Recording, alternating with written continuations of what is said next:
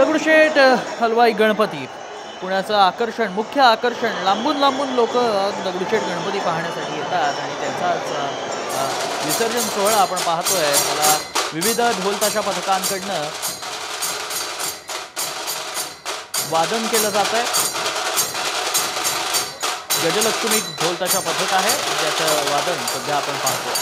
मुंबईतील विसर्जन मिरवणुका आहेत. या मुंबईतील विसर्जन मिरवणुका देखील तितक्या भव्य दिव्य आहेत, थाटामाटात सुरू आहेत आणि आता ही पुण्याची गोष्ट आहे.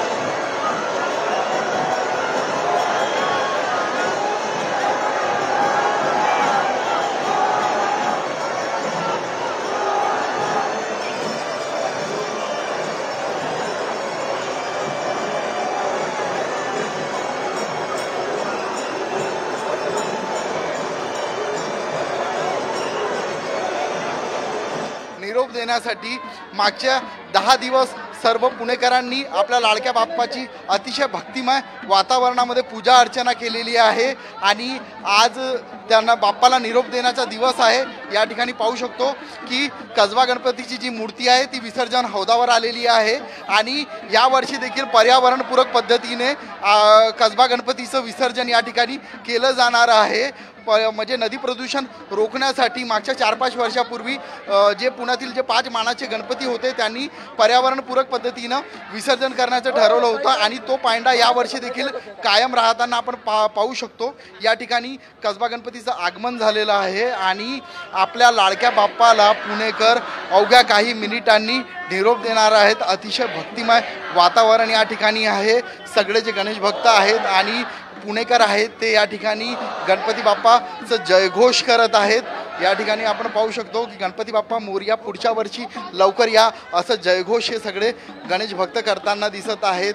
मागचे 10 दिवस पुण्यात अतिशय जल्लोषाचं आणि उत्साहाचं वातावरण होतं. गणेश उत्सवामुळे संपूर्ण जो पुणेकर होतं, पुणे शहर होतं, पुणे शहरामध्ये अतिशय भक्तिमय वातावरण होतं आणि मागचे 10 दिवस जे पुणेकर होते ते आपल्या लाडक्या बाप्पाची अतिशय श्रद्धापूर्वक भक्तिभावाने पूजा अर्चना करत होते आणि आज पुणेकर आपल्या लाडक्या बाप्पाला निरोप देत आहेत.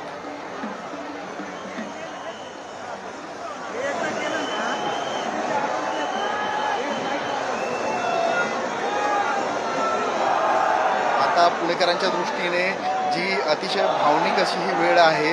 गणपती बाप्पांना निरोप देत आहेत. पुण्याचा पहिला हा मानाचा गणपती आहे कसबा गणपती आणि ह्या गणपतीच्या मिरवणुकीमध्ये मोठ्या संख्येने पुणेकर जे आहेत ते सहभागी होत असतात आणि आता आपण पाहू शकतो की पुणेकर पहिल्या मानाच्या गणपतीला निरोप देत आहेत. गणपती बाप्पा मोरया असं जयघोष करत पुणेकर आपल्या लाडक्या बाप्पाला निरोप देत आहेत.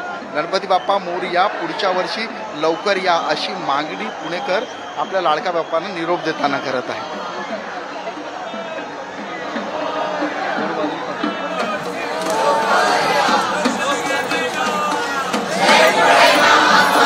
आपण पाहू शकतो की अतिशय पारंपरिक पद्धतीने यावर्षी देखील कसबा गणपतीचं जो विसर्जन आहे तो अतिशय पर्यावरणपूरक पद्धतीने करण्यात आलेला आहे आणि इथून पुढे जे इतर जे 4 मानाचे गणपती असतील त्यांचं विसर्जन देखील अशाच पद्धतीनं पर्यावरणपूरक पद्धतीनं होणार आहे. या ठिकाणी आता अवघ्या काही मिनिटांनी जो दुसरा मानाचा गणपती आहे तांबडी जोगेश्वरी तो या ठिकाणी त्याचं आगमन होणार आहे आणि त्या गणपतीचं विसर्जन देखील अगदी पर्यावरणपूरक पद्धतीने केलं जाणार आहे.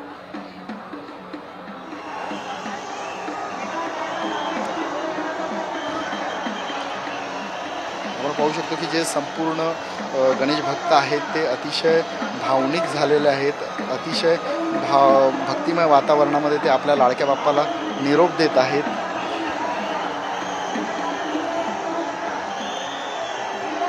पुण्याचा पहिला मानाचा गणपती कसबा गणपतीचं विसर्जन झालेलं आहे आणि अर्थातच आता दुसरा गणपती मानाचा 3रा, 4था आणि 5वा अनुक्रमे या गणपती बाप्पाचं विसर्जन करण्यात येईल. कारण पुण्यामध्ये मानाच्या पहिल्या गणपतीचं कसबा गणपतीचं विसर्जन झाल्याशिवाय इतर कुठल्याच गणपतीचं विसर्जन केलं जात नाही.